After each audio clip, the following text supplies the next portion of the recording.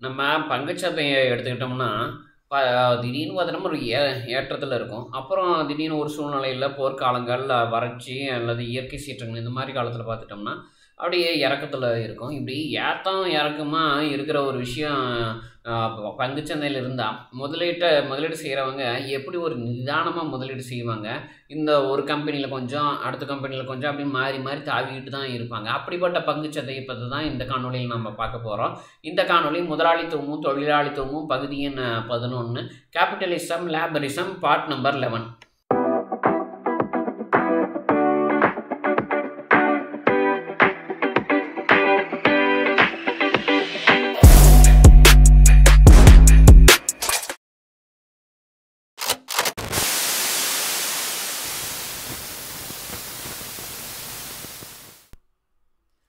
அனைத்து பண்பட்ட நல்லுள்ளங்களுக்கும் என்னுடைய இனிய பணிவான நல்வணக்கங்கள். இந்த காணொளி முதலாளித்துவமும், தொழிலாளித்துவமும் பகுதி எண் 11 ஆங்கிலத்தில கேபிட்டலிசம், லேபரிசம் பார்ட் நம்பர் 11. இந்த காணொளியில நம்ம நம்ம பார்த்துக்கலாம். ஏன்னா, இது நாம தான் பார்க்க வேண்டியது, பொதுமக்களாகிய நாம தான் பார்க்க வேண்டியது. நெறைய இதில முன்னேற்றத்துக்கான ஒரு அடிப்படை தளத்த நம்ம மாற்றி கட்டமைக்கணும். அதாவது இதில் மேம்படுத்துறது அப்படின்னு கிடையாது. மாற்றி கட்டமைக்க வேண்டிய ஒரு நிலைமை நமக்கு இன்னைக்கு இருக்கு. அது என்ன பங்குச்சந்தையில அப்படி என்ன நம்ப ஒரு அடிப்படை தளங்கள மாற்றி கட்டமைக்கணும் அப்படின்னு கேட்டுட்டோம்னா, பங்குச்சந்தைய பொறுத்தவரைக்கும் உலக நாடுகள்ல உலக அளவுல பல காலமா இருக்கு. ஏறக்குறைய எனக்கு தெரிஞ்சு என்னுடைய நண்பர்கிட்ட கேட்டது வரைக்கும் ஒரு 200, 300 வருடங்களுக்கு மேல இந்த பங்குச்சந்தை அப்படிங்கிற ஒரு என்ன சொல்றதுன்னா, ஒரு முதலீடு அமைப்பு அல்லது ஒரு முதலீடு ஒரு ஏற்படுத்துறதுக்கான ஒரு மையம், அந்த ஒரு யோசனைகள, திட்டங்கள உலக மக்கள் முழுக்க கொண்டு போய் சேர்க்கறதுல அல்லது குடுக்கறதுல இருக்கக்கூடிய ஒரு மையம் நமக்கு குடுக்குற விஷயத்துல, அது என்ன மாதிரி ஒரு நிலையா, ஒரு சேச்சுரேட்டு இல்லன்னா ஒரு த்ரெஷோல்டு ஸ்டேஜ்ன்னு சொல்ற மாரி ஒரு லெவலா, ஒரு அளவா இல்லாம, அது திடீர்னு ஏறுது, திடீர்னு இறங்குது. இது எதுல பிரதிபலிக்கும் அப்படின்னு நம்ம உற்று நோக்கணும் அப்படின்னோம்னா, அந்த மென்பொருள் துறைன்னு சொல்லக்கூடிய சாஃப்ட்வேர் ஃபீல்ட்ல செம்மையா வந்து அதில எடுபடும். அதுக்கு காரணம் என்னன்னா, அந்த மென்பொருள் துறையில உங்களுக்கு ஒரு என்னன்னா, ஒரு வேலைய கொஞ்சம் கொஞ்சமா கத்துக்கிட்டு வந்து, அதுவும் இல்லாம ஒரு வேலைய தொடர்ந்து செய்யணும் அப்படிங்கிற ஒரு அ எண்ணம், அந்த ஒரு சிந்தனை இல்லாதவங்க, பணம் கிடைச்சா போதும், அத நம்ம பண்ணிடலாம் அப்படிங்கிற மாரியான ஒரு நோக்கத்துல இருக்கிறவங்க பணிபுரியறதுனால தான் என்ன ஆகுதுன்னா, ஒரு திடீர்னு ஏற்றம், திடீர்னு இறக்கம், திடீர்னு அப்படியே லாபத்துல உச்சத்துல போயிடுச்சு, திடீர்னு இறக்கத்துல போயிடுச்சு அப்படிங்கிற மாதிரி தான். ஏன்னா, இப்போ ஒரு முதலீடு பண்றாங்கன்னு வச்சுக்கோங்களேன். அந்த முதலீடு அப்படிங்கிறது ஒரு நபரினுடைய, ஒரு நாட்டினுடைய, ஒரு குடிமகனுடைய பெயர்ல அது நிரந்தரமா இருக்கும். ஒரு ரூ. 1000 இப்ப நான் அதில ஒரு உதாரணத்துக்கு நான் சொல்றேன். ஒரு 5 பைசே அப்படின்னு சொல்லிட்டு ஒரு ஆப் இருக்குது. அதில நான் வந்து ஒரு ரூ. 1000 ஒரு ரூ. 5000 நான் அதில என்னோட கையில இருந்து ஒரு தினமும் எனக்கு வரக்கூடிய வருமானத்தில ஒரு ரூ. 10 ரூ. 20 அப்படி இப்படியே கொஞ்சம் கொஞ்சமா குருவி சேர்க்கிற மாரி. ஏன்னா, இந்த அமைப்பு இன்னும் உருவாகல. ஏன்னா, தினமும் நான் வந்து உழைக்கிறேன் அப்படின்னா, என்னுடைய ஒரு வருமானத்துலேருந்து ஒரு ஊதியமோ, இல்ல வேற ஏதாவது விஷயத்துலேருந்து ஒரு ரூ. 10 ரூ. 20 இல்ல ரூ. 100 அந்த மாரி வந்து சிறுக சிறுக சேர்த்து, அதில நான் எவ்வளோ அளவு ஒரு முதலீட வந்து நான் ஏற்படுத்திக்க போறேன். ஒரு நிரந்தரமா என்னோட பெயர்ல இருக்கணும். ஒரு 5000 அப்படின்னா, அந்த 5000த்த ஒரு என்ன சொல்றது, ஒரு 50 நாட்கள் அதில 100 100ஆ சேர்த்து அதில ரூ. 5000 அப்படிங்கிற ஒரு முதலீடுக்கான ஒரு பணத்த நான் தயார் பண்ணி வச்சுக்கிறேன். சரிங்களா? என்னோட பெயர்ல அந்த முன்பணம், அந்த முதலீடு பணம் இருக்கணும். அந்த முதலீடு பணம் அது நிரந்தரமா இருக்கணும். அந்த நிரந்தரமா எதுல இருக்கணும்? ஒரு உதாரணத்துக்கு அரசு பள்ளிகள்னு வச்சுக்கோங்களேன். அந்த அரசு பள்ளிகள் அப்படிங்கிறதுல நான் ஒரு முதலீடு பண்ணிடுறேன். அதில நான் நெறைய மாணவர்கள், மாணவிகள் படிச்சு வெளியில வரணும். அவங்க நாளைக்கு ஒரு அறிவுபூர்வமா நெறைய அவங்க சிந்திக்கணும். நம்ம நாட்டோடைய வளர்ச்சிய பெருக்கணும். அப்படி இல்லைன்னா, ஒரு உதாரணத்துக்கு நம்ம ராக்கெட் அனுப்புறோம். ராக்கெட் அனுப்புற துறையில நான் முதலீடு பண்றேன்னு வச்சுக்கோங்களேன். அந்த ரூ. 5000 நான் முதலீடு பண்ணி வச்சுக்கிறேன். நெறைய விண்கலங்கள் அனுப்புறோம். நம்ப மேல ஒரு என்ன சொல்றதுன்னா, சேட்டலைட்ன்னு சொல்லக்கூடிய விண்கலத்த பூமிக்கு வெளியில இருந்து கண்காணிக்கிற மாரிலாம் நம்ம அமைச்சு வச்சுக்கிறோம். அந்த மாதிரி பண்ணும்போது என்ன ஆகும்னா, நமக்கு நம்மளுடைய நாட்டினுடைய பொருளாதாரம் அது மூலமா நெறைய முன்னேறும். நம்ம நாட்டிலேயே கூகுள் மேப் மாரி இன்னும் கூகுள் மேப்பையும் நம்மளுடைய கட்டுப்பாட்டுல எடுத்து நம்ம கண்காணிக்கிற மாரிலாம் வந்து பண்ணலாம். இந்த மாதிரி நெறையா விஷயங்கள் அதில தொடர்ந்து முன்னேறும். நம்ம பொருளாதாரமும் முன்னேறும். இப்படி என்ன சொல்றதுன்னா, நான் உழைக்கிற பணத்துலேருந்து முதல்ல என்ன பண்ணணும்னா, அ அந்த முதலீட கொஞ்சம் ஏற்படுத்துற மாதிரியான ஒரு கட்டமைப்ப நம்ம உருவாக்கணும். ஏன்னா பங்குச்சந்தை இப்போ கடந்த ஒரு எனக்கு தெரிஞ்சு 200-300 வருடங்கள் என்னோட நண்பர் சொன்னார். ஆனால் அதை தாண்டி இருக்குது. ஆனால் அதுக்கு அந்த பங்குச்சந்தையில் முதலீடு பண்ணுற ஒரு விஷயம், அதில் பணத்தை கொட்டினோம்னா நமக்கு ஒரு என்ன சொல்லனா ஒரு 10,000 போட்டோம்னா 10 லட்சம் எடுக்கலாம் அப்படிங்கிற மாதிரியான ஒரு விஷயத்த சொன்னால், உடனே அதில் முதலீட்டாளர்கள் எப்படி வந்து குவிகிறாங்கன்னு பார்த்துட்டோம்னா, எவனையாவது பிடிச்சி அவனையாவது அடித்து கொன்று எவனையாவது கொள்ளை அடித்து திருடி இப்படி தான் வந்து பெரும்பாலும் அப்போ ஒரு 200-300 வருடங்களுக்கு முன்பு இருந்தே வந்து பணத்தை ஒரு தயார் பண்ணி அதை எடுத்துகிட்டு வந்து நிறைய இடத்துல முதலீடு அப்படிங்கிற பெயர் இருக்கிற இடத்துல கொட்டுன்னு கொட்டியிருந்திருக்காங்க பணத்தை. அந்த பணம் எப்படி வந்தது, யார் கொடுத்தது, அதுக்கான முறையான சான்றிதழ் இருக்குதா, நீங்கள் தான் இந்த பணத்தை நீங்கள் உழைச்சி தான் சம்பாதிச்சிருக்கிறீங்க அப்படிங்கிறதுக்கான ஒரு உறுதி இருக்குதா, இதெல்லாம் நம்ம என்ன பண்ணணும்னா பங்குச்சந்தையில் முதலீடு பண்ணுறவங்கக்கிட்ட கண்டிப்பாக கேட்கணும். நீங்கள் முதலீடு பண்ணுங்கள், உங்களோட முதலீடு அப்படியே ஹோல்டில் ஒரு என்ன சொல்கிறதுன்னா நிலுவையில் வைக்கப்படும்.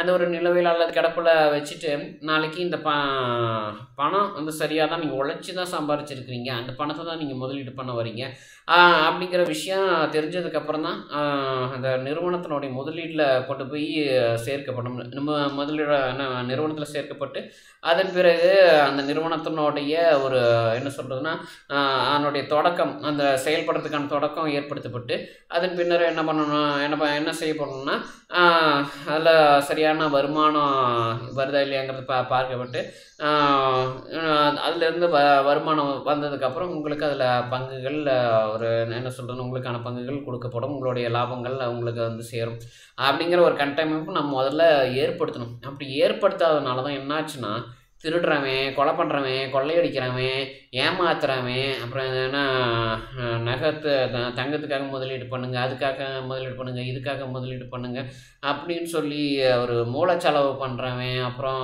என்ன சொல்கிறதுன்னா எனக்கு நீங்கள் இப்போ இவ்வளோ ஒரு 1 லட்சம் கொடுத்தீங்கன்னா நாளைக்கு நான் 10 லட்ச ரூபா உங்களுக்கு கொடுப்பேன் அப்படின்னு நல்ல வாய்மனுக்க ஒரு ஃபேக் கமிட்மெண்ட்ஸ், ஃபேக் ஸ்டேட்மெண்ட் இல்லைன்னா ஃபேக் கமிட்மெண்ட்ஸ், ஒரு பொய்யான ஒரு கருத்துக்களை கொடுத்து என்ன சொல்கிறது ஒரு ஈர்க்கு மாதிரியான கவர்ச்சியான வார்த்தைகளை பேசி ஒரு ஏன்னா இதெல்லாம் வந்து எங்கே நடக்குதுன்னா ஒரு குடும்பத்துக்குள்ளேயே நடக்குது. பெத்த அப்பா கிட்டேயே வந்து காசு பிடுங்குறவனுங்களும் இருக்கிறானுங்க, பையன்கிட்ட ஏமாற்றி அல்லது பிள்ளைகிட்ட ஏமாற்றி அந்த காசை எடுத்து கொண்டாந்து பங்குச்சந்தையில் முதலீடு பண்ணுறவங்களாம் இருக்கிறானுங்க. ஆனால் அது எந்த அளவுக்கு வந்து ஒத்து வரும், ஏன்னா அங்கே ஒரு நிறுவனத்தை என்ன சொல்கிறது பினாமிங்கிற பெயரில் ஒரு நிறுவனத்தை ஏற்படுத்துகிறாங்க அப்படின்னா அந்த பினாமி நிறுவனத்துக்கு முதலீடு காமிக்கிறதுக்கு அவனையாவது ஏதாவது ஒரு குறிப்பிட்ட தொகையை கொண்டாந்து முதலீடு செலுத்துறது இன்றைக்கி வந்து வாடிக்கையாக போச்சு. அப்படியே அந்த மாதிரியான பழக்கங்கள் குறையணும். ஏன்னா இதில் அந்த மாதிரியான ஒரு ஏமாற்று வழியோ அல்லது ஒரு தவறான வழியிலேருந்து வர பணத்தை முதலீடு பண்ணும்போது என்ன ஆகுதுன்னா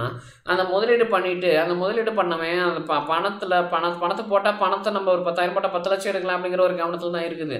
அந்த பணத்தை நம்ம கொடுத்ததுக்கப்புறம் அந்த நிறுவனத்தில் ஒரு 10 பேர் இருக்கிறாங்கன்னு வச்சுக்கோங்களேன், 10 பேர்த்துக்கு அது வரைக்கும் ஒரு 1000 ரூபா இது கொடுத்து சம்பளம் கொடுத்து அவங்ககிட்ட ஒரு 10,000 ரூபாயிலிருந்து 10 லட்ச ரூபாய்க்கு அந்த என்ன சொல்கிறதுன்னா அந்த 10,000 ரூபா முதலீடை 10 லட்சமாக உயர்த்துறதுக்கு அந்த இடத்துல உழைப்பு கொடுத்து வேலை செய்கிறாங்கன்னு வச்சுக்கோங்களேன். அதுக்கப்புறம் அந்த 10 லட்ச ரூபா வந்ததுக்கப்புறம் என்ன பண்ணுவான்னா அதே 10 லட்சத்து மறுபடியும் அவனுடைய அதே நிறுவனத்தில் முதலீடு பண்ணி அந்த 10 லட்சத்தில் அந்த 10 பேர் வேலை செய்கிறாங்கன்னா அந்த 10 பேர்த்துக்கும் 1000 ரூபா சம்பளம் கொடுத்த ஒரு நிலைமை மாதிரி ஒரு லட்ச ரூபா சம்பளம் கொடுக்குற மாதிரியான சூழ்நிலை வந்துடும். அப்போ 1000 ரூபா சம்பளம் கொடுத்து அவங்ககிட்ட வேலை வாங்கினதுக்கு அவன் 1000 ரூபாய்க்கு செஞ்ச வேலையை அதே இப்போ 1 லட்ச ரூபா அவன் அந்த சம்பளம் அதிகமாகும் போது அவன் இன்னும் கூடுதலாக உழைப்பான், கூடுதலாக அவன் வந்து உற்பத்தியை கொடுப்பான். அந்த ஒரு வெளியீடை வந்து வெளியீடுனா அந்த நிறுவனத்தினுடைய ஒரு என்ன சொல்கிறது ஒரு திறமைபூர்வமான ஒரு செயல்திறனார்ந்த ஒரு வெளியீடு நமக்கு கிடைக்கும் அப்படிங்கிறத நம்பி அவன் 1000 ரூபா கொடுத்துட்டு இருந்தவன் மேலே 1 லட்ச ரூபா சம்பளம் கொடுக்குற மாதிரி அவன் முதலீடு பண்ணிடுறான். அதாவது 10 லட்சம்னு வச்சுக்கோங்களேன். இதுதான் இந்த இடம் தான் என்னன்னா ஒரு பங்குச்சந்தை அப்படிங்கிறது கெட்டு குட்டிச்சவராக போகிறது, நஷ்டத்துக்கு போகிறது அப்படிங்கிறது. அவன் ஒருத்தர் 10 பேர்த்து வச்சுருக்கான், 10 பேர்த்துக்கு 1000 ரூபா சம்பளம் கொடுத்துட்ருக்கான் அப்படின்னா அந்த 10 பேர்த்து வச்சு அந்த வேலை வாங்கும்போது ஒரு அளவில் போயிட்டுருக்குற அவங்களோட உழைப்பு, அவங்களுடைய ஒரு உற்பத்தி வெளியீடு அது என்ன ஆகுதுன்னா 1 லட்ச ரூபா அவங்களுக்கு சம்பளம் போகும்போது அவன் யோசித்து வேலை செய்கிறது, உடல் ஆரோக்கியத்தை மேம்படுத்திட்டு வேலை செய்கிறது, அவனுடைய உடல் ஆரோக்கியத்தை உடலுக்கு தேவையான ஒரு பராமரிப்பு அன்றாடம் செலவு வேண்டிய செலவுகள் அவன் ஒரு 1000 ரூபா இருக்கும்போது வந்து அதை கட்டுப்படுத்தி அவன் பணிபுரிகிறது. இதெல்லாம் மாறி போயிடுது. அவனுக்கு என்ன ஆகுதுன்னா போட்டுக்கிற துணி மேலே கவனம் வந்துடுது, முடி வெட்டுறதுல கவனம் வந்துடுது, மேக்கப் போடுறது அலங்காரம் பண்ணிக்கிறதுல கவனம் வந்துடுது.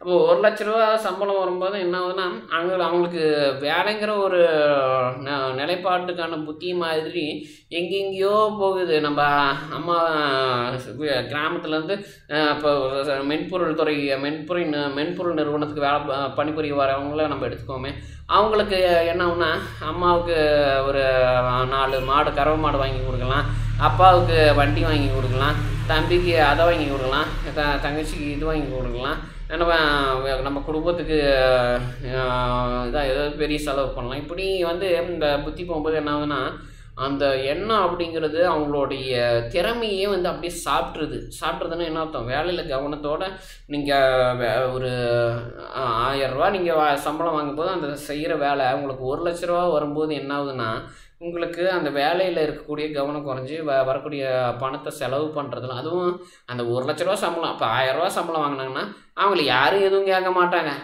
சோப்பு நான் என்ன சொல்கிறது, சாப்பாட்டுக்கு ஒரு 500 ரூபா செலவு பண்ணியா, தங்குற இடத்துக்கு ஒரு 300 ரூபா வாடகை கொடுத்தியா, அதுக்கப்புறம் ஏதோ குளிக்கிற சோப்பு ப்ரெஷ்ஷு பேஸ்ட்டு இதுக்கெல்லாம் இருக்கிற 200 ரூபாயில் ஒரு மொபைல் ரீசார்ஜ் இதில் 200 ரூபாயில் செலவு பண்ணிட்டியா, முடிஞ்சு போச்சு உங்களுக்கு மேலே செலவு. அதாவது நம்ம கொடுக்குற சம்பளத்தை நம்ம அவங்கள செலவு பண்ண வைக்கிறோம். அந்த செலவு பண்ண வைக்கிறது மூலமாக நிறையா என்ன சொல்கிறதுன்னா வேலைவாய்ப்புகளை உருவாக்கி அந்த பணத்துடைய சுழற்சி ஏற்படுத்துகிறோம்னு வச்சுக்கோங்களேன். அது இன்னொரு விஷயம். அது மற்றொரு விஷயம். அது இன்னும் முழுமை பெறல. அது ஒரு பக்குவத்தை அடையலைன்னு தான் நான் சொல்லுவேன். ஏன்னா நீங்கள் 1,00,000 ரூபா இப்போ அந்த 1000 ரூபா வாங்கிட்டு இருந்த சம்பளம் வாங்கிட்டு இருந்தவனுக்கு போய் 1,00,000 ரூபா நீங்கள் கொடுக்குறீங்க அப்படின்னா அவங்ககிட்ட கடன் இருக்கட்டுமே. அவன் என்ன சொல்கிறது, கல்லூரி படிக்கும்போதோ அல்லது பள்ளிக்கூடம் படிக்கும்போதோ கடன் வாங்கி படிச்சுருந்துருக்கட்டும், அவங்க குடும்பம் கஷ்டத்தில் இருந்திருக்கட்டும், அது ஒரு பக்கம் இருக்கட்டுமே.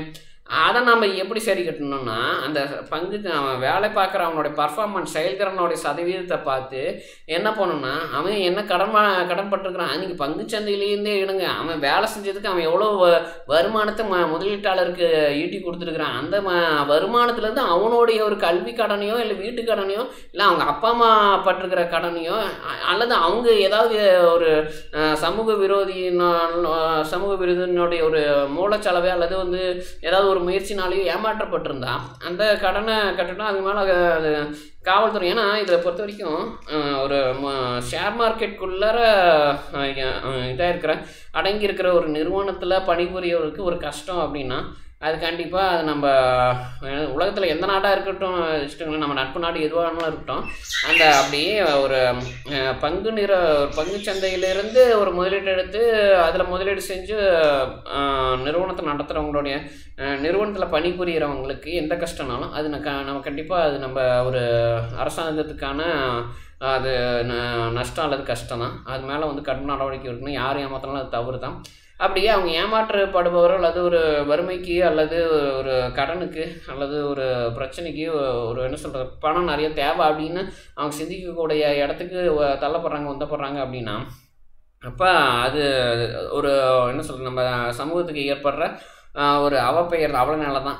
அப்போ ஏன்னா அவங்க கஷ்டத்துக்கு தள்ளப்படுவாங்க. அவங்க கஷ்டத்துக்கு தள்ளப்படுறதுக்கு ஒரு 300 400 ரூபாயில் செய்ய வேண்டிய வேலையை 3000 4000 ரூபா வந்து கேட்பான். அப்படி 3000 4000 ரூபா கேட்கும்போது அவங்ககிட்ட ஒரு இயற்கையாக இருக்கக்கூடிய வறுமை அல்லது கஷ்டம் அது வேறு, செயற்கையாக ஏற்படுத்துறது வேறு. செயற்கையாக ஏற்படுத்துறதுனால என்ன ஆகுனா உங்களுக்கு அவனுக்கு திறமை இருக்கும். அவன் திறமையை காமிச்சிட்டு என்ன பண்ணுவான்னா அவன் பிளாக்மெயில் பண்ணுவான், இல்லை மிரட்டுவான். இங்கே எனக்கு 1,00,000 ரூபா கொடுங்க 1,50,000 ரூபா கொடுங்க அப்படின்ட்டு. உனக்கு ஏன்பா 1,00,000 ரூபா 1,50,000 ரூபா கொடுக்கணும்? நீ உட்காந்து உன்னால் ஒரு 30 வருஷம் 40 வருஷம் ஒரு பணியில் உட்காந்து வேலை செய்ய முடியுமா? அப்படி வேலை செய்கிறதுக்கு உன்னோடைய உடல் அமைப்பு உன்னுடைய மனப்பாங்கு இதெல்லாம் வந்து சரியாக இருக்குதா? உனக்கு ஒரு குடும்பம்னு ஒன்று வந்துச்சுன்னா நீ அதுக்காக நீ கஷ்டப்படுற அப்படிங்கிறது வேறு. இன்னொன்று கடன் ஒன்று இருந்ததுன்னா அதுக்காக நீ கஷ்டப்படுற வேலை செய்கிறங்கிறது வேறு. இன்னொன்று உனக்கு ஆடம்பர செலவுகள் ரொம்ப ஊதாரித்தனமான செலவுகள் அது நீ மயங்கி இருக்கிற, அதுக்கு நீ உட்படுற அப்படிங்கிறதுனா அதுக்காக நீ உன்னுடைய திறமையை விற்று நீ சம்பாதிக்கிறதுங்கிறது வேறு. நீ வேலையும் செஞ்சு ஏற்கனவே இருக்கக்கூடிய திறமையை நீ பயன்படுத்திட்டு வேலை செஞ்சுட்டு அப்போ அது கூடவே நீ உன் திறமையை வளர்த்துக்கிட்டு இருக்கிற அப்படிங்கிறதுக்காக நீ பணிபுரிகிறது. அதுவும் இல்லாமல் அந்த மாதிரி திறமையை வெளிப்படுத்தி பணிபுரிஞ்சுக்கிட்டு திறமையை வளர்க்குறதுக்காகவும் பணிபுரிஞ்சுக்கிட்டு, இன்னொன்று முதலீட்டு பண்ணியிருக்கிற முதலீட்டாளர்களுக்கு வருமானத்தை ஏற்படுத்தணும் அப்படிங்கிற ஒரு எண்ணத்தையும் அவன் மனசில் வச்சுக்கிட்டு, இன்னொன்று அவனுக்கு வேலை கொடுத்த நிறுவனத்துக்கும் வருமானம் ஏற்படுத்தி கொடுக்கணும் அப்படிங்கிற ஒரு நோக்கத்துக்காகவும் என்ன பண்ணணும்னா அவன் வேலை செய்யணும். இப்படி வேலை செய்கிறவங்க என்ன பண்ணிடுறாங்கன்னா, இப்போ 1000 ரூபா சம்பளம் வாங்கிட்டு இருந்தபோது அவங்கள அப்படி படிப்படியாக அவங்களுடைய என்ன சொல்கிறதுன்னா தேவைகளும் அதிகமாகுது. இப்போ ஒரு திருமணம் பண்ணிட்டாங்க அப்படின்னா துணைவியார் வருவாங்க, குழந்தைகள் வருவாங்க, அவங்கள இப்போ காசு செலவுகள் அதிகமாகும். இதெல்லாம் நம்ம எங்கே கொண்டு போய் நம்ம காமிச்சு அதுக்கான முதலீடுகள் நம்ம அதிகப்படுத்தணும் அப்படின்னா, கண்டிப்பாக நம்ம ஷேர் மார்க்கெட்டில் தான், பங்கு சந்தையில் தான். அதுவும் சரியான அவன் முதலீட்டாளரும் என்ன பண்ணணும்னா உழைப்பின் மூலமாக அவன் பெறப்பட்டதாக இருக்கணும். இல்லைன்னா இதுக்கிட்ட நம்ம அரசாங்கத்துக்கிட்ட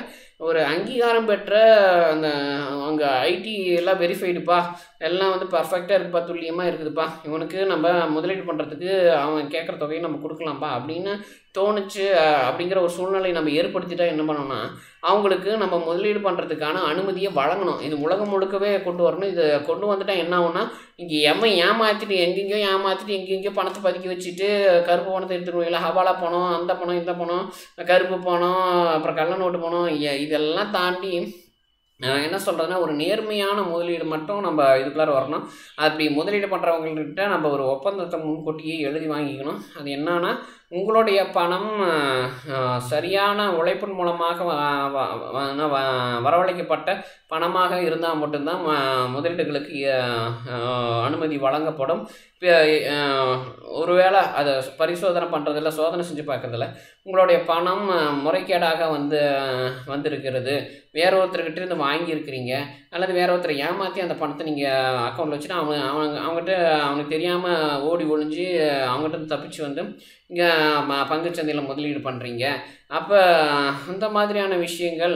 இன்னொன்று, நீங்கள் முதலீடு பண்ணதுக்கப்புறம் முதலீடு செய்த பிறகு உங்களுக்கு இந்த மாதிரியான விஷயங்கள் வந்துருக்குது, நீங்கள் இது தவறான வழியில் தான் இந்த பணத்தை எடுத்துகிட்டு வந்திருக்கீங்க, இதில் இந்த பணம் வந்து முறையான வழியில் வந்து இது கிடையாது அப்படிங்கிற ஒரு விஷயம் தெரிஞ்சாவோ, அல்லது நீங்கள் முதலீடு பண்ணிட்டீங்க, அது நல்ல ஒரு உங்களுடைய அதிர்ஷ்ட நேரம், ஏதோ ஒரு நல்ல நேரம், என்ன ஆகுதுன்னா உங்களுக்கு அதில் பெரிய அளவில் வருமானம் வந்துருச்சு, லாபம் வந்துருச்சு அப்படிங்கிற ஒரு சூழ்நிலையில் என்ன பண்ணணும்னா உங்களுடைய முதலீடு சரியானதா அப்படிங்கிறது ஒரு முற்றிலும் கண்காணிக்கப்பட்டு, அது பரிசோதனைக்கு உட்படுத்தப்பட்டு, ஆய்வுக்கு உட்படுத்தப்பட்டு, அதை சல்லடை போட்டு சலிச்சு எடுத்து வடிகட்டி அது இதையும் பண்ணி என்ன பண்ணணும்னா, ஆமாம் இந்த பணம் சரியான ஒரு முதலீடு தான், அவருடைய பணம் தான், அவர் நேர் வழியில் சம்பாரிச்சது, அவருடைய தாத்தா பாட்டி இல்லை அவருடைய தகப்பனார் தாயார் அவங்க மூலமாகவோ இல்லை வேறு ஒரு வழி மூலமாகவோ இந்த மாதிரி அவருக்கு இன்னொருத்தருடைய யார் கொடுத்தாங்களோ அல்லது எந்த வழியிலேருந்து வந்ததோ அந்த வழியினுடைய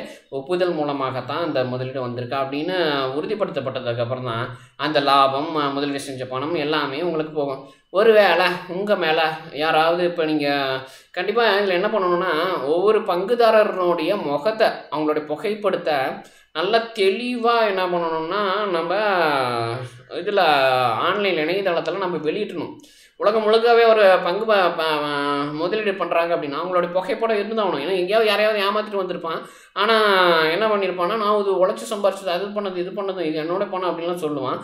ஆனால் அவன் மேலே வந்து ஒரு வழக்கு கொடுக்க முடியாமல், புகார் கொடுக்க முடியாமல், இன்னொரு பக்கம் கடன் பட்டுக்கிட்டு சிரமப்பட்டுக்கிட்டு வந்து கிடப்பாங்க.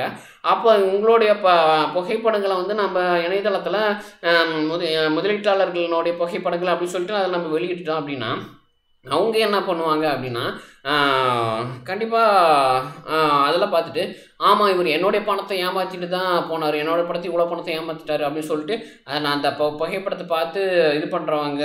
ஏன்னா இது காவல் நிலையத்துலேயும் கொண்டு வரணும். காவல் நிலையத்துலையும் பங்குச்சந்தையில் முதலீட்டு பண்ணியிருக்கிறவங்களுடைய பட்டியலாம் எடுத்து அவங்களுடைய புகைப்படத்தில் வச்சுருக்கணும். யாராவது பணத்தை ஏமாற்றிட்டு போயிட்டாங்க, திருடிட்டு போயிட்டாங்க, கொள்ளையடிச்சிட்டாங்க, அதை பண்ணிட்டாங்க, இது பண்ணிட்டாங்க அப்படிங்கிற ஒரு விஷயம் அங்கே காவல் நிலையத்துக்கு தெரிய வருது, ஒரு புகாராக வருது அப்படின்னா அவங்க எடுத்தோன்னே இந்த படங்களெல்லாம் காமிங்க, இதில் யார் பண்ணாங்க, அவர் பெயர் என்ன, அவர் முகம் எப்படி இருக்கும், அதெல்லாம் பார்த்து அதுலேருந்து எடுத்து காமிச்சு இன்னாருடைய பணத்தை ஏமாற்றிட்டு இன்னார் தான் வந்திருக்கிறாரு அப்படின்னு தெரிஞ்சதுன்னா நீங்கள் என்ன பண்ணுங்கன்னா அவனுடைய எல்லா முதலீடு பணத்தையும் அப்படியே பிளாக் பண்ணுங்கள். முதல்ல இந்த பாதிக்கப்பட்டவங்களுக்கு அந்த பணத்தை அப்படியே அவங்க முதலீடு பண்ண பணமோ இல்லை அந்த முதலீடுல லாபம் வந்ததோ அந்த பணத்தை தூக்கி அந்த லாபம் அந்த பணம் முதலீடு பணம் எல்லாமே இந்த நபருக்கு போய் சேர வேண்டியது. அதை சரியாக பரிசோதனை பண்ணி என்ன பண்ணணும்னா நம்ம இவங்களுக்கு அப்படியே ஆன்லைன் டிரான்சாக்ஷன் தான் எல்லாமே பண்ணுறதெல்லாம் பண்ணணும். அப்படி பண்ணாதான் என்ன ஆகுனா பங்குச்சந்தை மேலே ஒரு பிச்சைக்காரன், ஒரு கை கால் முடியாதவன், கண்ணு தெரியாத காது கேட்காதவனு கூட அப்பா நம்ம பங்குச்சந்தையில் முதலீடு பண்ணிட்டோம்னா நமக்கு எந்த பிரச்சனையும் கிடையாதுப்பா. அதுவும் பங்குச்சந்தையில் முதலீடு பண்ணும்போது ஒரு ஸ்டாண்டர்டாக ஒரு நிலைப்பு தன்மையோட ஒரு நிலையாக ஒரு முதலீடு இருக்கணும். அதை நம்ம ஒரு 10,000 போட்டோமா, 10,000 கிடக்குதுப்பா, அந்த 10,000 பணத்தை என்னோட பணம் தான்ப்பா, நான் கஷ்டப்பட்டு இப்போ ஒரு கோயிலில் அர்ச்சனை காமிச்சு தெய்வங்களுக்கு ஆரத்தி எடுத்து தினமும் காலையில் 4 மணி 3 மணி 4 மணி எழுந்திரிச்சு அந்த அர்ச்சனை தட்டில் விளையாடுற காசு இது பண்ணுறவங்க இல்லை, அல்லது இந்து அறநிலையத்துறை மூலமாக சம்பளத்தில் வாங்குறவங்களும் சரி, அல்லது ஒரு என்ன சொல்கிற இன்றைக்கி டெலிவரி போகிறவங்க, அதாவது ஃபுட் டெலிவரின்னு சொல்கிற ஸ்விக்கி, சொமேட்டோ, செப்டோ இந்த மாதிரி அதில் போய் சம்பாதிக்கிறவங்களா இருக்கட்டும், அல்லது வேற என்ன சொல்கிற ஒரு பெட்டி கடை, மளிகை கடை, மருந்து கடை, இப்படி இந்த மாதிரியான ஒரு தொழில் நடத்தி அவங்க சம்பாதிக்கிற பணமாக இருக்கட்டும், நேர்மையாக வந்துருச்சு. அரசாங்கத்துக்கு ஜிஎஸ்டி முறையாக கட்டிட்டாங்களா, அதில் கட்டிட்டு அவங்களோட பணமாக தான் வந்துருக்குதா, அந்த பணத்தை கொண்டு போய் அப்படியே 10,000 ஒரு வைக்கிறாரு அப்படின்னா அந்த 10,000 அப்படியே இருக்கட்டும். அந்த 10,000 ஒரு நிறுவனம் அப்படின்னா, ஒரு உதாரணத்துக்கு இன்ஃபோசிஸ்ன்னு வச்சுக்கோங்களேன், அது ஒரு சாஃப்ட்வேர் கம்பெனி, அதில் 10,000 அப்படியே வைங்க. 10,000 வச்சுட்டு ஏன் திடீர்னு மேலே போகுது, ஏன் திடீர்னு அப்படியே பாதாளத்துக்கு அப்படியே கீழ் நோக்கி இறங்குது, இதை முதல்ல ஆராய்ச்சி பண்ணி ஆய்வு நடத்தி எடுங்க. ஏன் வந்து அதில் உழைச்சிக்கிட்டு இருந்தவன் ஏன் வந்து ஒரு ஃபீல்டு ஒரு சூழ்நிலை, ஒரு உதாரணத்துக்கு நான் சொல்கிறேன், எனக்கு கடந்த காலத்தில் வந்தது, ஒரு கமெண்ட் ப்ராம்ப்டில் ப்ரோக்ராம் பண்ணி அவங்க ப்ராஜெக்ட் கொடுத்துட்ருக்காங்க அப்படின்னா அந்த கமெண்ட் ப்ராம்ப்ட் போயிடுச்சு, எல்லாமே இப்போல்லாம் கோடிங்காக வந்துருச்சு. அப்போ கோடிங்க்கு வந்து அவங்க அதுக்கு தகுந்த மாதிரி எப்படி கற்றுக்கிட்டாங்க, ஏன் கற்றுக்காம விட்டாங்க, ஏன் வந்து ரொம்ப நிறைய சம்பளம் வாங்கி மூளையை மழுங்கடிச்சு இன்றைக்கி வரைக்கும் அவங்களுக்கு அந்த என்ன சொல்கிறது அடுத்த கட்ட வளர்ச்சி அல்லது அடுத்த கட்ட இப்போ ஆர்டிஃபிஷியல் இன்டெலிஜென்ஸ்னு வச்சுக்கோங்களேன், ஆர்டிஃபிஷியல் இன்டெலிஜென்ஸ் எடுத்து ஏன் படிக்கலை, ஏன் அவங்களுக்கு படிக்கக்கூடிய அந்த ஒரு மூளை வளர்ச்சி அந்த ஒரு பக்கம் வரல. ஏன்னா நீங்கள் சரியான உழைப்பு கொடுத்துக்கிட்டே இருந்தீங்க அப்படின்னா படிப்பேன், நீங்கள் அதில் ரொம்ப பணம் காசு அப்படிங்கிறது நம்மக்கிட்ட அதிகமாக சேர்ந்துச்சுனாவே நம்ம மூளை மழுங்கி போயிடும். நமக்கு எல்லாருக்கிட்ட நம்ம என்ன பண்ணிடுவோம்னா நம்மளே ஒதுக்கிக்கிட்டு ஓரங்கட்டிட்டு நம்ம ஒரு 10 லட்ச ரூபா கிடைச்சா போதும், நம்ம ஒரு 30 வருடங்களுக்காவது என்ன பண்ணுவோம்னா யார்கிட்டையும் பேசாமல் எதுவும் பண்ணாமல் நம்ம வாழ்க்கை கொண்டு நம்ம பார்த்துக்கிட்டு இருப்போம். அந்த மாதிரி தான் பணத்தினுடைய ஒரு இயற்கை குணம் இருக்குது. இயற்கை குணம்னா அது அளவுக்கு அதிகமாகும் போது இப்போ அந்த அளவுலேயே வச்சுருக்கணும். அவங்களுக்கு நிறைய சம்பளம் கொடுத்து தேவையில்லாத செலவுகளை வைக்கக்கூடாது. நிறைய பணம் போகுதுன்னு சொல்லிட்டு அவங்களுக்கு நிறைய செலவுகளை வைக்கக்கூடாது. அந்த பணத்தை சுற்ற விடணும் அப்படின்ட்டு. அப்போ பணத்தை சுற்ற விடுறது சிறந்த ஒரு ஊடகம் எதுனா இந்த ஷேர் மார்க்கெட்னு சொல்லக்கூடிய பங்குச்சந்தை தான். அந்த பங்குச்சந்தையை நம்ம என்ன பண்ணணும்னா ரொம்பவே நம்ம அடிப்படை கட்டமைப்பை ரொம்பவே வலுப்படுத்தணும். அதாவது இந்த ஏமாற்றி பணத்தை கொண்டாந்து முதலீடு பண்ணுறவனுங்கள்லாம் வந்து அப்படியே அடித்து கரைச்சி எடுத்துட்டோம்னு வச்சுக்கோங்களேன், சின்ன ஒரு ஏழையில் இருந்து இன்றைக்கி நீட்டு படித்து ஒரு மருத்துவராக வரவங்களாக இருக்கட்டும், அல்லது ஒரு பொறியியல் படிப்பு படித்து நாளைக்கு ஒரு பொறியாளராக வரவங்களாக இருக்கட்டும், அல்லது ஒரு கலை மற்றும் அறிவியல் துறையில் ஆர்ட்ஸ் அண்ட் சயின்ஸில் படித்து வெளியில் வரக்கூடியவங்களாக இருக்கட்டும், அல்லது ஒரு டிப்ளமோ கேண்டிடேட்டாக இருக்கட்டும், அவங்க என்ன பண்ணுவாங்க அப்படின்னா அவங்களுக்கும் முதலீடு பண்ணுறதுக்கு வாய்ப்பு கிடச்சிருக்குப்பா. இது நான் என்ன சொல்கிறேன்னா பங்குச்சந்தையினுடைய அடிப்படை கட்டமைப்பு ரொம்ப அஸ்திவாரம் அப்படிங்கிறது இந்த அளவுக்கு பண்ணணும். ஏன்னா இப்போ கிடச்சிருக்க தகவல் படி நான் சொல்கிறேன். இப்போ இந்த தகவலை நீங்கள் அடிப்படையாக வச்சு நீங்கள் அதை அமல்படுத்தும் போது அடுத்தது ஒரு மாற்றம் வரும் நம்ம சமூகத்தில். கண்டிப்பாக என்னன்னா நம்ம முன்னாடி காலத்தில் ஒரு 20 வருடங்களுக்கு முன்பு சொல்லிகிட்டு இருந்தோம், ஒரு ரிக்ஷா ஓட்டுறவங்களா இருந்தாலும் சரி, அல்லது உடல் உழைப்பு ஒரு 100 நாள் வேலை திட்டத்தில் இணைஞ்சு அதில் சம்பாதிக்கிறவங்களா இருந்தாலும் சரி, அல்லது ஏதாவது ஒரு கடைக்கு இல்லாட்டி வேறு ஏதாவது ஒரு இடத்துக்கு போயிட்டு ஒரு கூலி வேலைக்கு அன்றாடம் காட்சி தினக்கூலியாக இருக்கிறவங்களா இருந்தாலும் சரி, அவங்களுக்கு என்ன ஆகும்னா அவங்க காசை அவங்க மிச்சப்படுத்தும் போது அது நம்ம ஒரு முதலீட்டில் வைக்கலாம் அப்படிங்கிற ஒரு எண்ணம் அவங்களுக்கு அடிப்படையாக உருவாகும். நீங்கள் என்ன சொல்கிறதுன்னா ஒரு ஒரு ஒரு துணிப்பை மாதிரி வச்சுருப்பாங்க. பாட்டி காலத்திலலாம் வச்சுருந்தாங்க. அந்த ஒரு துணிப்பையில் பணத்தை போட்டு போட்டு வச்சுக்குவாங்க, இடுப்பில் வச்சுக்குவாங்க. பெண்கள் அந்த மாதிரி பண்ணாங்க. ஆண்களாக இருந்தால் என்ன பண்ணுவாங்கன்னா ஒரு இரும்பு பெட்டி, ட்ரங்க் பெட்டின்னு சொல்லுவாங்க. அந்த பெட்டிக்குள்ளார என்ன பண்ணுவாங்கன்னா அந்த பணத்தை போட்டு அதை சாத்தி ஒரு பூட்டு போட்டு வச்சுக்குவாங்க. இப்படி அந்த மாதிரிலாம் சேர்த்து வச்சுட்டு இருந்தாங்க. அந்த குணம் மாறணும். அந்த பணத்தை அங்கே ஒரு 50,000 வச்சுருக்காங்களா, நான் உழைச்சது தான், நான் வந்து கடலக்காய் பிடுங்கி சம்பாரிச்சது, சேர்த்து வச்சுது, நான் என்ன சொல்கிறது கோழி பண்ணை நடத்தி சம்பாரிச்சது, இல்லை நான் என்ன பண்ணேன் ஒரு இது டாக்ஸி இருக்கிற டாக்ஸி கார் ஓட்டி நான் சம்பாரிச்சது. இப்படி நீங்கள் அவங்க அவங்க சம்பாதிக்கிற காசு எப்படி இருக்குன்னா அவங்க தேவைக்கு எடுத்து சம்பாரிச்சு செலவுக்கு பயன்படுத்திட்டு அந்த செலவுக்கு பயன்படுத்தும் போது அதில் ஒரு வெற்றிடம் கண்டிப்பாக இருக்கும். அந்த பணம் எடுத்த மாதிரி ஆயிரும். ஆனால் அந்த பக்கம் அப்படி வந்து நம்ம நாளைக்கு வரக்கூடிய மக்களுக்கு நம்ம ஏற்படுத்தக்கூடாது. அதாவது அவங்க பணத்தை அவங்க தேவைக்கு எடுத்தாலும் அடுத்தது அவங்களால சம்பாரித்து அந்த பணத்தை சேர்த்துக்க முடியுமா அப்படிங்கிற ஒரு சூழ்நிலையை நம்ம பார்த்துட்டு அங்கே ஒரு விர்ச்சுவல் இமேஜ், அதாவது அமௌண்ட்டுக்கான அந்த ஒரு பணத்துக்கான ஒரு மாய ஒரு பிம்பத்தை நமக்கு கட்டமைக்கணும். அவங்க 50,000 அதில் வச்சுருக்கிறாங்க, அவங்களுடைய 50,000 இருக்குது அப்படிங்கிற அந்த ஒரு விர்ச்சுவல் இமேஜ் அமௌண்ட்டையும் நம்ம கன்சிடர் பண்ணணும். இன்னொன்று டிஜிட்டல் கரன்சி இருந்தாலும் அதையும் நம்ம கன்சிடர் பண்ணணும். அல்லது ரியல் அமௌண்ட்டு இமேஜ் இருந்தாலும் உண்மையாகவே அவங்களோட பேரில் அவங்களோட காசு 50,000 இருக்குது அப்படிங்கிற ஒரு விஷயத்தையும் நம்ம என்ன பண்ணணும்னா அங்கே நம்ம வைக்கணும். வச்சுட்டு என்ன பண்ணணும்னா சரி ஓகே இவர் நல்ல நியாயமான நபர், இவர் பர்ஃபெக்டாக இருக்கிறாரு, இவர் முதலீடு பண்ணுறாரு, அவருக்கு முதலீடு பண்ணி தினமும் தொடர்பில் இருக்கிறாரு, அந்த எந்த நிறுவனத்துக்கு மேலே வந்து அவர் முதலீடு பண்ணுறாரோ அந்த நிறுவனத்துக்கு கூட தொடர்பில் இருந்து தொடர்ந்து அவருக்கு ஐடியா கொடுத்துக்கிட்டே இருக்கிறாரு அந்த நிறுவனத்துக்கு. இன்னொன்று அந்த நிறுவனமே என்ன ஆகுதுன்னா அந்த முதலீடு பணத்தெல்லாம் பயன்படுத்தி நல்ல வளர்ச்சி அடைஞ்சிட்டு வருது. வளர்ச்சி அடைஞ்சிட்டு வந்து நீங்கள் அது மூலமாக தான் வறுமையை போக்குறதுக்கு வந்து என்ன ஆகுனா ரொம்பவே உங்களுக்கு ஒரு உபயோகமான பயனுள்ளதாக ஒரு என்ன சொல்கிறதுனா ஒரு வழி பிறக்கும். நம்ம என்ன சொல்கிறது நம்ம அரசியலமைப்பு மூலமாக நலத்திட்டங்களை ஏற்படுத்தி நலத்திட்டங்களை நிதிகளை ஒதுக்கி அந்த நிதிகள் மூலமாக என்ன பண்ணிகிட்டு இருக்கிறோன்னா அவங்கள மக்களினுடைய வறுமையை ஒழிக்கிறதுக்கு நம்ம என்ன சொல்கிறது பயன்படுத்திகிட்டு இருக்கோம். அந்த பணத்தை நிதிகளை பயன்படுத்திகிட்டு இருக்கோம். ஆனால் அதை தாண்டி என்ன பண்ணணும்னா மக்களையே பணத்தை முதலீடு பண்ண வச்சு, ஆனால் அதுக்கு என்ன பண்ணணும்னா அந்த மக்களோடு போய் நம்ம உட்காந்தே இருக்கணும், அந்த மக்கள்கிட்ட பேசிக்கிட்டே இருக்கணும். அந்த மக்கள் நம்பிக்கை வராது. பங்குச்சந்தையில் இந்த மாதிரி நேர்மையான வழியில் போய் நம்ம முதலீடு பண்ணி அதில் பணத்தை எடுக்கலாம் அப்படிங்கிற ஒரு நம்பிக்கை சுட்டு போட கூட வராது. ஏன்னா இதெல்லாம் பல ஆயிரம் ஆண்டுகளாக இந்த ஏமாற்ற வழியில் ஏமாந்து போகிற வழியிலேயே வந்த மக்கள் அவங்களுக்கு என்ன மாதிரியான மனம் இருக்குது அப்படின்னா ஐயோ பணத்தை இந்த மாதிரி அங்கே யாரோ தெரியாது, அவங்களாம் யாரோ பணத்தை வந்ததுக்கப்புறம் போனதுக்கப்புறம் எங்கேயோ போயிடுவாங்களோ, நம்ம கூட எல்லாம் போயிடுவாங்களா, நம்ம கடனாளி ஆயிடுவோமா, தலையில் துண்டு போட்டுருமா. ஏன்னா அப்போ இருந்த அதிகாரம் மிகுதியான நபர்கள் ஒரு கட்டத்தில் ஏமாற்றுவாங்க, ஒரு கட்டத்தில் அப்படியே தான தர்மம் பண்ணுவாங்க, ஒரு கட்டத்தில் பிச்சை போடுவாங்க. இப்படி மக்களை போட்டு வெவ்வேறு விதமாக குழப்பி வச்சுருக்கிறாங்க. அவங்களுக்கு எப்படி ஒரு நேர்மையான வழியில் பணம் வரும், நம்ம அதை பணத்தை முதலீடு பண்ணலாம், அந்த பணத்தை முதலீடு பண்ணால் அது நமக்கு ஒரு நிரந்தரமாக ஸ்டாண்டர்டாக நிலையாக ஒரு நிலைப்புத்தன்மையோடு அங்கே ஒரு முதலீடாக இருக்கும். அது நமக்கு வருமானத்தை ஏற்படுத்திக்கிட்டு இருக்கோம். அந்த விஷயத்த சொல்லவே இல்லை, யாரும் ஏற்படுத்தி கொடுக்கவே இல்லை. ஆனால் இப்போ நம்ம இந்தியா நாடானது, இந்திய அரசியலமைப்பானது நம்ம நாட்டிலும் ஏற்படுத்தணும். உலகம் முழுக்க இருக்கிற எல்லா நாடுகளும், இதில் ஒரு நாடு கூட விடக்கூடாது. சீனாவும் வந்து இதில் உள்ளே வந்துடணும், அடங்கிடணும். இந்த என்ன சொல்கிறது விதிமுறைகள் புதிய முறைகளுக்கெல்லாம் கட்டுப்பட்டு தான் ஆகணும்.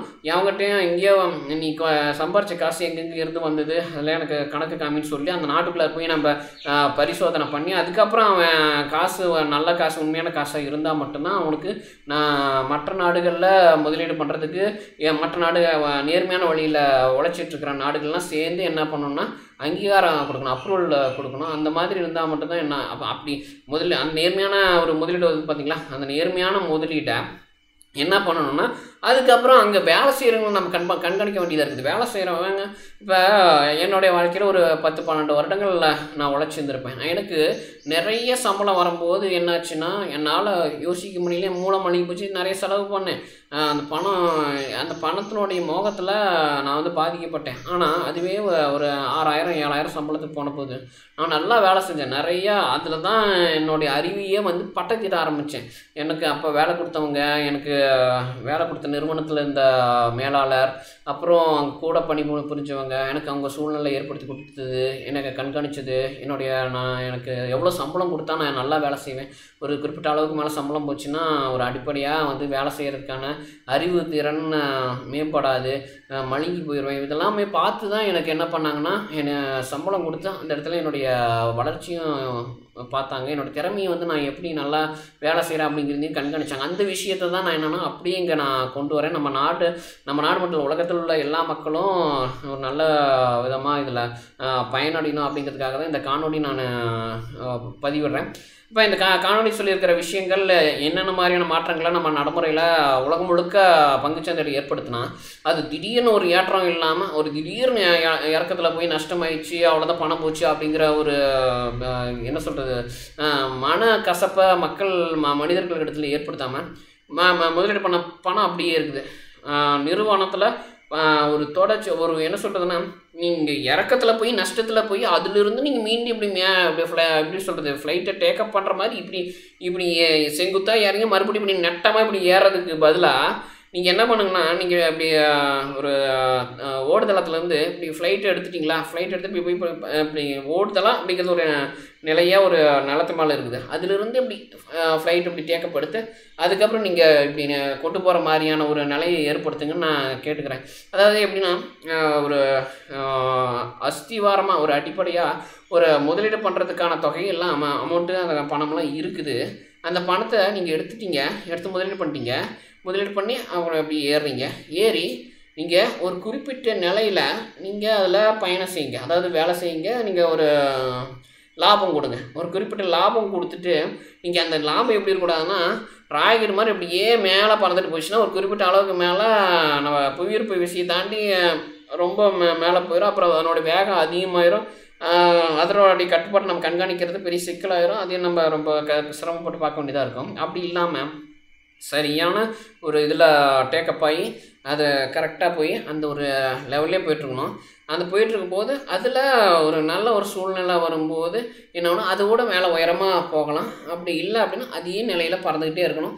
பறந்துகிட்டே இருந்து அந்த நிறுவனம் போதும், அதனுடைய இதெல்லாமே நல்லா இருந்தது, பர்ஃபார்மன்ஸ் எல்லாமே நல்லா இருந்தது, அதை அந்த நிறுவனத்தை நடத்துகிற அந்த முதலாளியாக இருக்கட்டும் அல்லது அதில் பணிபுரியவங்களாக இருக்கட்டும், அவங்க வயசாகிடுறாங்க அல்லது அவங்களுக்கு அந்த பணி